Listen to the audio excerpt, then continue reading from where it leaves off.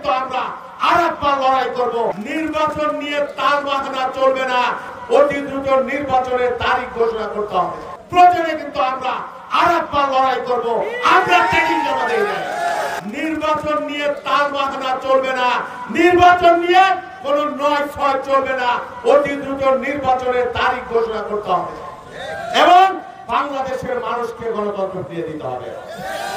শেষ কথা, আমি একজন জন্মযোদ্ধা মানুষ, আজন্ম লড়াই করা মানুষ। আপনাদের জন্য লড়াই করে করে আত্মাহুতি দিতে আমার বুক কাঁপবে না। হাসিনার বিরুদ্ধে লড়াই করেছি, হাসিনার রক্ত চক্ষুকে ভয় পাই নাই, আর কাউকে ভয় করার সুযোগ নাই। এটা সত্যি কথা, এটা আমরা ঢুকে ঢুকে জানি না।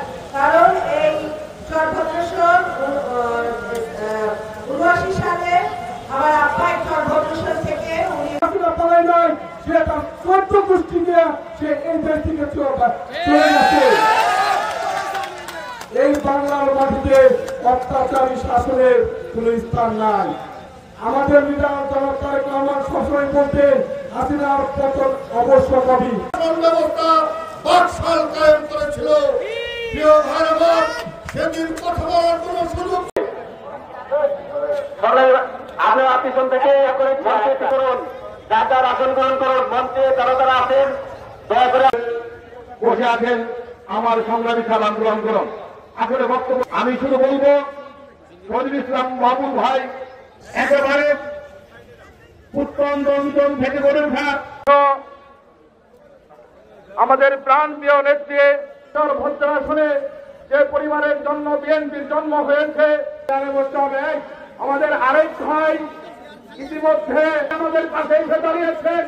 শুধু এই ভদ্র আসনে না, খবর নিয়েছেন যে আলমগীর চৌধুরী ভাই তোমাকে থাকে একে দ্বিতীয় স্বপন ভাই সহ আমার আরেক ভাই যিনি দুই খন্দকারী পারভূষণ সেলিম ভাই ও ভদ্র আসন ঢাকা সদরপুর বন্ধুরা, আজকে আমরা অনেক খুশি, কারণ আমাদের নেতা তারেক রহমান আমাদের সর্বশ্রেষ্ঠ উপহার আমাদেরকে দিয়েছেন। বাবুল ভাইকে আমাদের এখানে পাঠিয়েছেন, তাহলে আমাদের কি করতে হবে?